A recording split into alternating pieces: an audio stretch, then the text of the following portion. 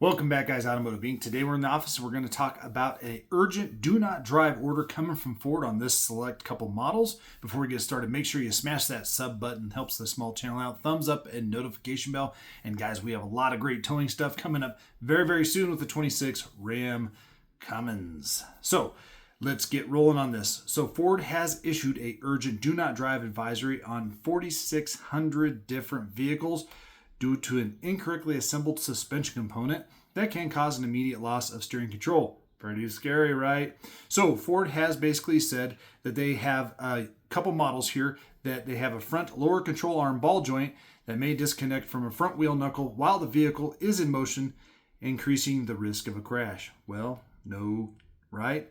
Anyway, the recall officially is designated as Recall 26 S as in Sam 36, and it specifically impacts select number of vehicles assembled between March 1st of 2021 and March 25th of 2026. Those with VIN numbers identifying with 3 Frank Mary or 3FM or 3 Frank Tom. Now those specific models are the Ford Bronco Sport between 2021 and 2026 and certain Ford Mavericks that were made between 2022 and 2026. So what can happen? Because driving these vehicles poses an immediate safety risk, Ford is instructing owners to stop driving immediately. Do not attempt to drive this vehicle to the dealership yourself. Verify your VIN. How you can do this is you can either contact Ford customer service or you can run your VIN through the NHTSA website, which I will link down below. I will also put Ford's customer service number down below. And what you guys can always do is go over to NHTSA's website and you can check any of your VIN. If it's a safety recall, typically, even if you're not the original owner or it has a lot of miles, if it's a safety recall, it should always be covered for free.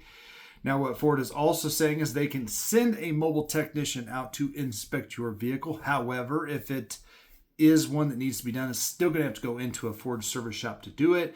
Now, if you had any concerns about this already or even paid for this to get fixed yourselves, you can obviously contact Ford customer service and get that maybe potentially taken care of. Most likely actually get reimbursed for that. If you've incurred towing charges, keep your receipts or go back and get your receipts, especially if it has something to do with this certain repair.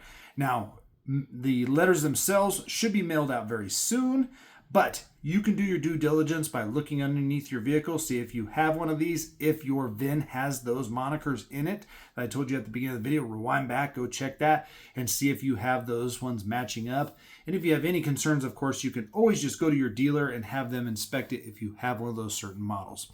As always, guys, appreciate you guys being here. I'm going to catch you on the next one.